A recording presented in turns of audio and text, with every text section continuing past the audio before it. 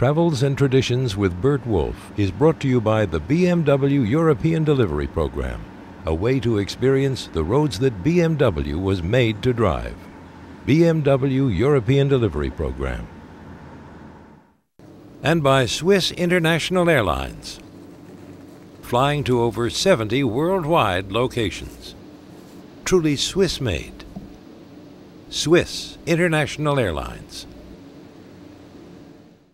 And by Sherry Lehman on Park Avenue in New York City, offering wines for over 75 years, with an inventory of wines from all over the world. SherryLehman.com. And by the Signet Foundation, raising funds for those in need through art-related initiatives, contributions to UNICEF and animal welfare organizations. The Signet Foundation.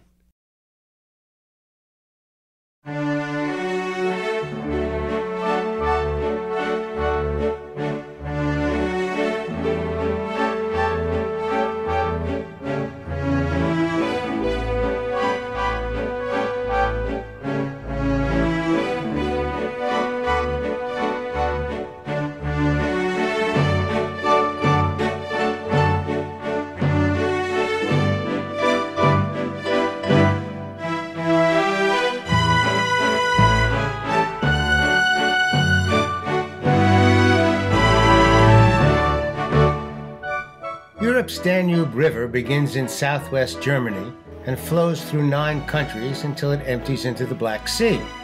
Runs for almost 2,000 miles, making it the second longest river in Europe. The longest is the Volga in Russia. The most famous waltz written by Strauss describes the river as the Blue Danube, which leads me to the conclusion that Strauss would never have passed the color chart test for a driver's license. The river is brown or brownish yellow because the current is constantly stirring up the lime and mud on the riverbed.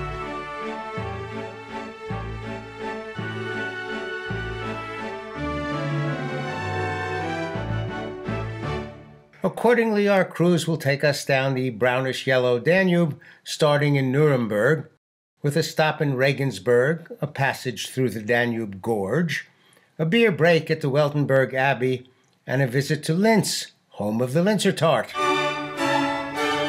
We boarded our ship, which was an AMA Waterways river cruiser. One of the really nice things about traveling on a river ship is that you unpack once and never deal with your suitcase again until the trip is over. The ship is like a moving hotel that takes you from town to town.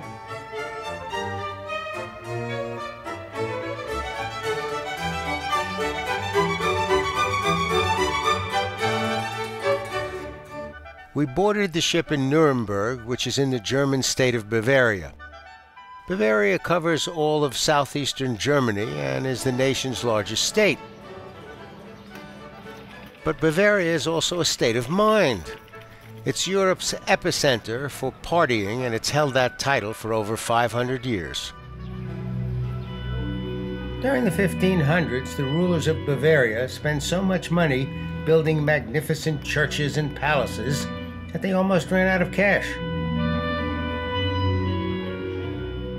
In order to find a new source of revenue, the chief accountant for the Duke of Bavaria suggested that instead of buying beer from an out-of-state brewery, a royal brewery be set up right in Munich. And it was a great idea. Kept all the cash in town and resulted in the introduction of the first Hofbrauhaus.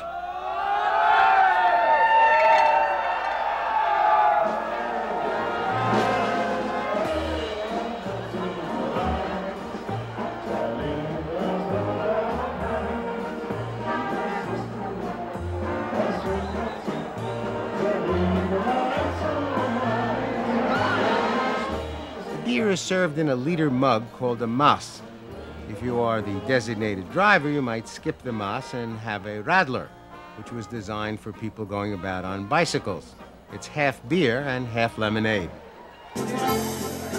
The crews on the Amish ships are always looking for an excuse to introduce the passengers to something that's fun, and Bavaria's love of beer and sausages was a perfect opportunity.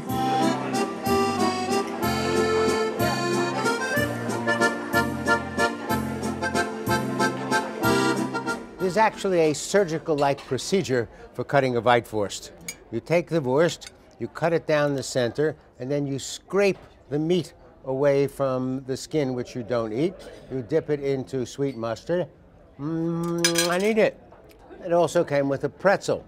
The theory is that the pretzels were made to look like praying hands and given to young people to remind them to pray. And if they prayed well enough, then they got a beer.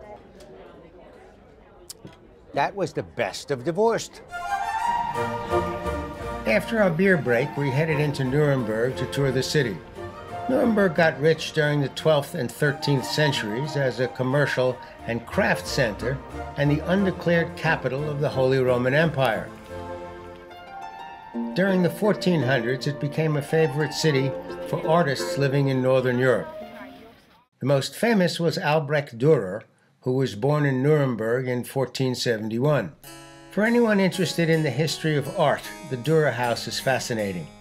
It's a half-timbered building that was constructed in the 1400s and is the only completely preserved Gothic house in the city.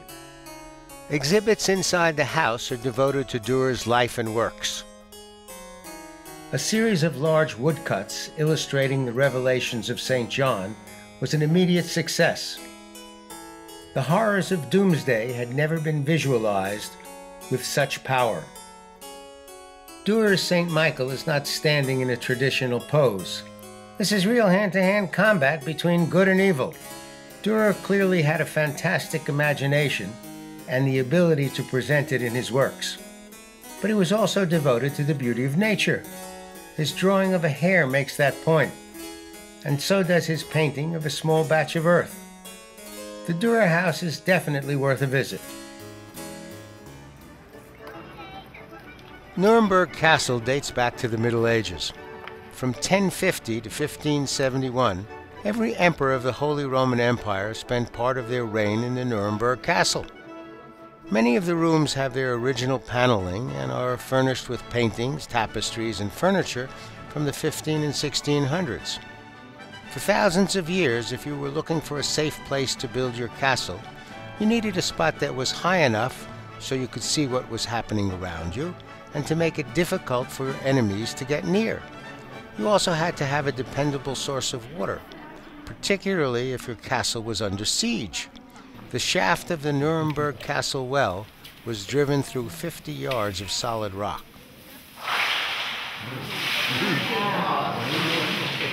The castle was built in stages on a sandstone hill on the north side of Nuremberg's old city. The German emperors never had a home base. They moved around the country from one castle to another. But the castle at Nuremberg was a favorite, and they appear to have spent more time there than anywhere else.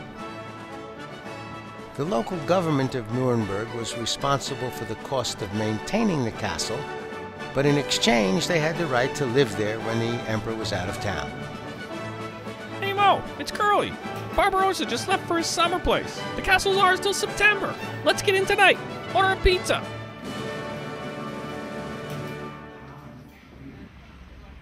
Nuremberg was at the center of the European trade routes, and by the early 1600s, it was at the height of its economic and cultural development.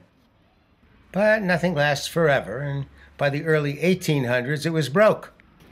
My immediate assumption was that its decline was the result of an early form of credit default swap.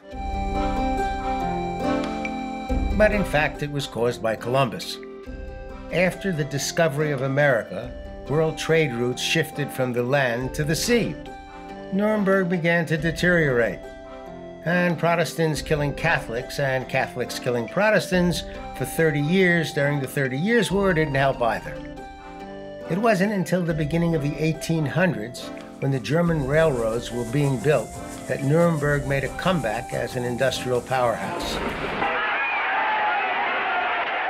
Hitler saw Nuremberg as the perfect stage for his party rallies. This was the location where he held his fanatical gatherings. It was also the city that gave him his strongest power base. The man many call the madman of Europe waits for the future to fall into his hands. On January 2nd, 1945, British and American bombers pounded the city into a pile of rubble. Clearly, the Allied High Command wanted to send a message to the residents of Nuremberg about the consequences of their previous behavior. As ye sow, so shall ye reap.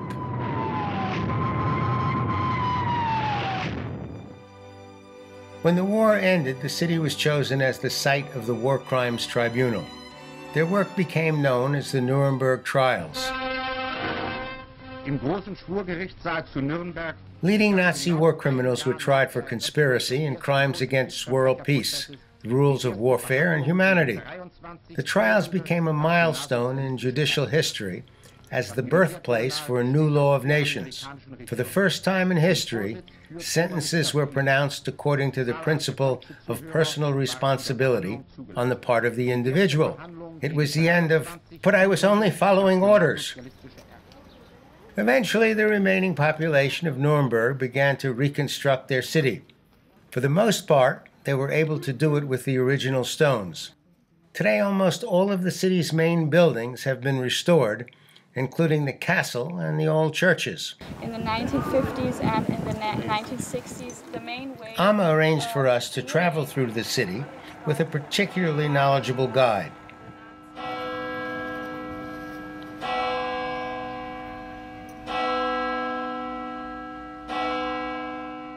After the tour, we returned to the Amma ship and took part in a wine tasting and talk given by one of America's leading wine experts.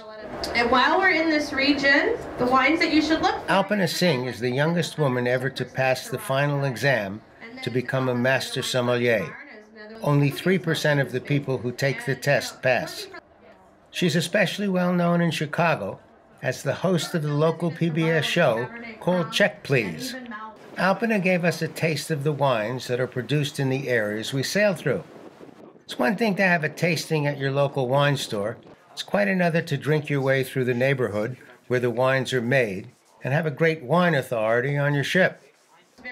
Amma has a number of cruises hosted by leading wine authorities. When you taste those wines, they tend to have, like I said, a lot more warmth to them. And I think knowing more about the wine you are drinking can often add to the pleasure of the experience.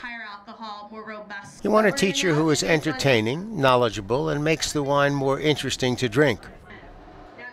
You lose me with the technical stuff. Alpana was perfect.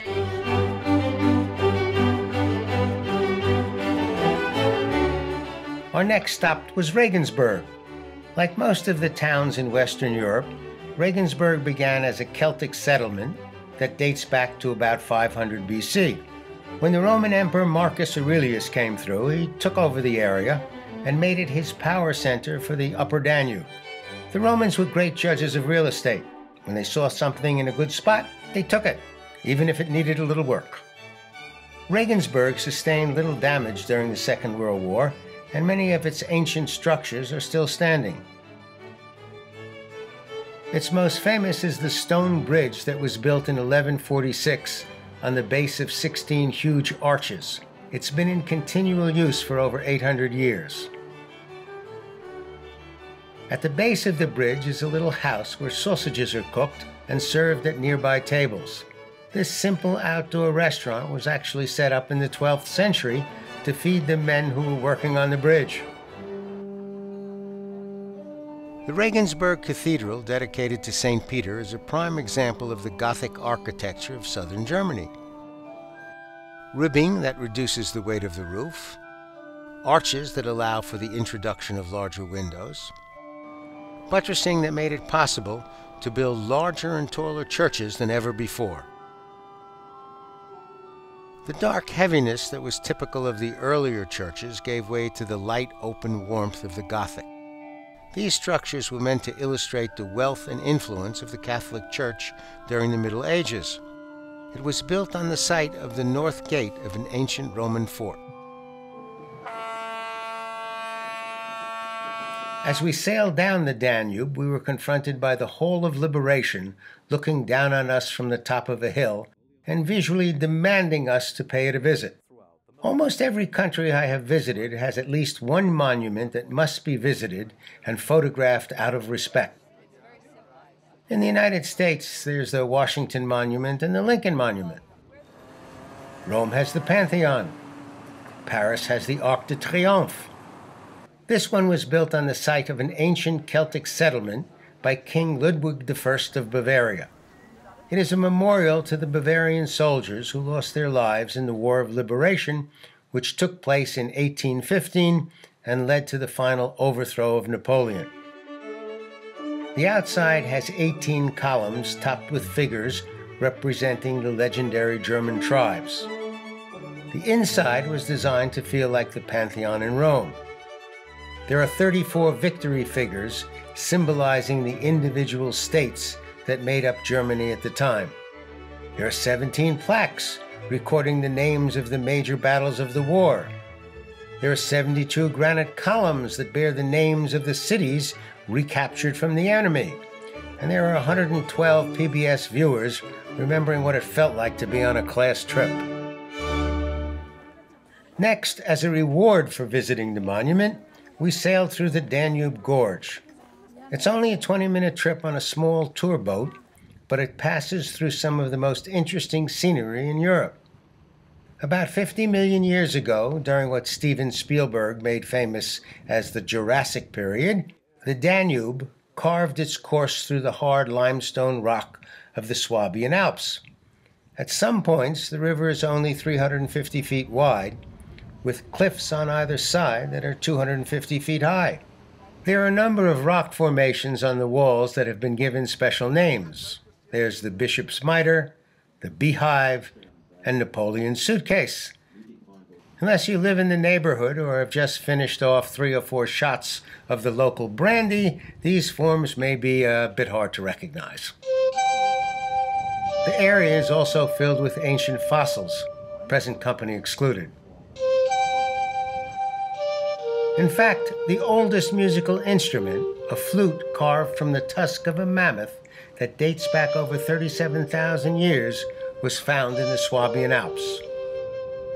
Over the centuries, rain has slowly been dissolving the entire mountain range.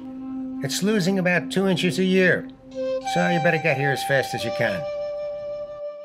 As a further reward for visiting the Hall of Liberation, we stopped at the Weltenberg Abbey. It is a Benedictine monastery that was founded by Irish, or maybe they were Scottish monks, in about 620. It is considered to be the oldest monastery in Bavaria. The entire place was rebuilt in 1717 in the ornate Baroque style. The most important structure is the Abbey Church, which is dedicated to St. George and St. Martin. It's filled with outstanding examples of Bavarian Baroque art. The cupola is decorated with a painting that shows the saints in heaven, and the organ, which was built in the 1700s, is in perfect working order.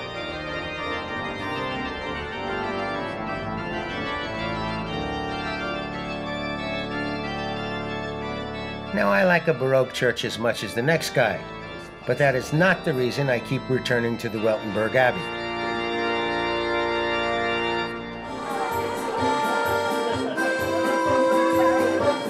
The Weltenberg Abbey is home to the Weltenberg Cloister Beer Brewery, which often wins the award for the world's best dark beer, and it's being made in what is probably the world's oldest brewery that is still in operation. It opened for business in 1050. There is also a traditional Bavarian restaurant with a menu that includes the monastery's homemade pretzels. Appropriately fortified, we boarded the little river ship and headed back. On the way, we passed a group of people who had a unique approach to river cruising. They'd built a small raft, set up a table and chairs, a bucket of wine, and a few snacks, and they gently drifted downstream.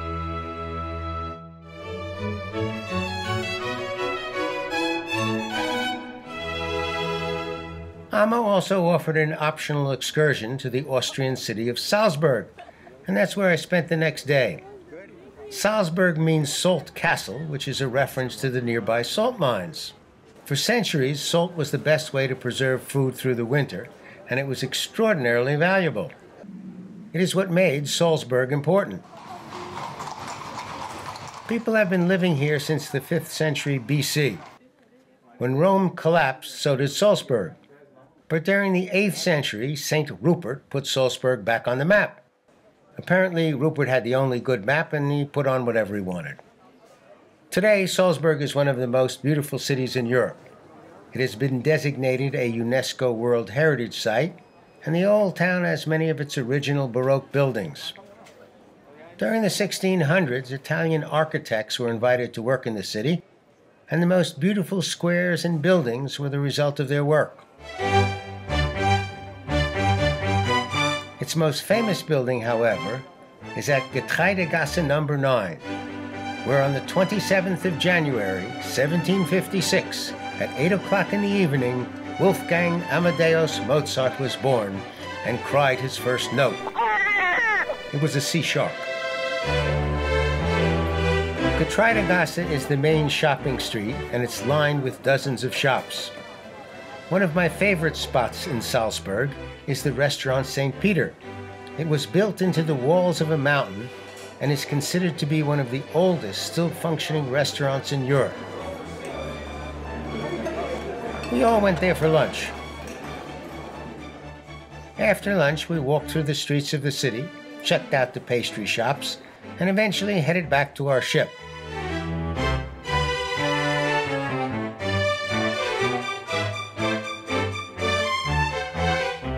Our destinations for the next day were Passau and Linz. The German town of Passau is located at the meeting point of three rivers, the Inn, the Ilz, and the Danube. The old town sits on a narrow strip of land between the Inn and the Danube, which makes Passau feel like parts of Venice. And like Venice, the streets are regularly flooded. The ground floors of many of the buildings have been given up, and outdoor staircases built to lead up above the high water mark to the first floor. The wall of the city hall has a series of markings that indicate the flood level starting in the early 1500s.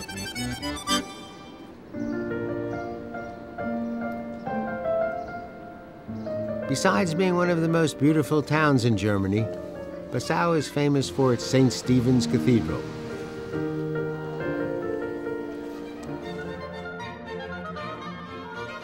Our next stop was the Austrian town of Linz, which is on the Danube about 100 miles west of Vienna. It is the third largest city in Austria and the biggest port on the Danube. During the 1st century, Linz was the site of a Roman settlement, and because of its location on the Danube, by the Middle Ages it had become an important trading center. For me, the most significant fact about Linz is that it is the home of the Linzer Torte, which is a Christmas classic in Austria, Germany, Switzerland, and Hungary. A Linzer Torte is an open pie that's filled with raspberry or red currant jam, and a dough that's made with ground nuts instead of flour. It's been an Austrian specialty for at least 400 years, and some people consider it the oldest pastry recipe in the Western world. In the middle of the 1600s, a cookbook was published with 4 different recipes for Linzer Torte. Did you hear the one about the... That evening, a group of us settled down at the bar in the lounge and started telling old jokes. Some of them were so good that I felt the need to share them with you. They gave me a chihuahua? Here's my favorite. Mr. Goldberg goes to the doctor for his annual checkup. Doctor checks him up. He comes in the office. He said, I don't know what you're doing. You're in perfect health. Your pressure's 120/60. Your weight's 152. Your cholesterol is 140. I'll see you next year. You're great. Walks out of the office, hits the sidewalk, drops dead. Nurse comes running inside and said, Mr. Goldberg just had a heart attack, died on the sidewalk. He said, turn him around, make it look like he's coming in. Well, that's what it's like to sail on the Danube from Nuremberg to Linz. Please join us next time when we continue river cruising in Europe, from Melk to Budapest. For Travels and Traditions, I'm Bert Wolf. For a printed copy of this show, send a stamped envelope and $3 to this address. Please mark envelope with show number. The same information is available free on bertwolf.com.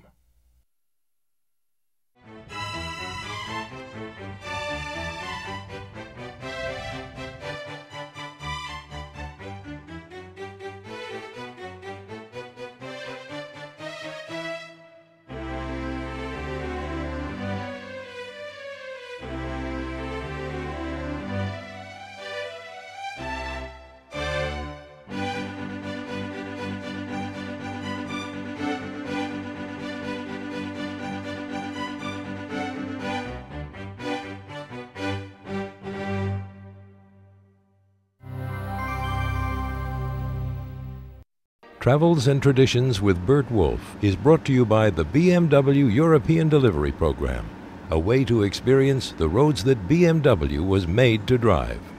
BMW European Delivery Program. And by Swiss International Airlines, flying to over 70 worldwide locations. Truly Swiss-made. Swiss International Airlines. And by Sherry Lehman on Park Avenue in New York City, offering wines for over 75 years, with an inventory of wines from all over the world. SherryLehman.com. And by the Signet Foundation, raising funds for those in need through art-related initiatives, contributions to UNICEF and animal welfare organizations. The Signet Foundation.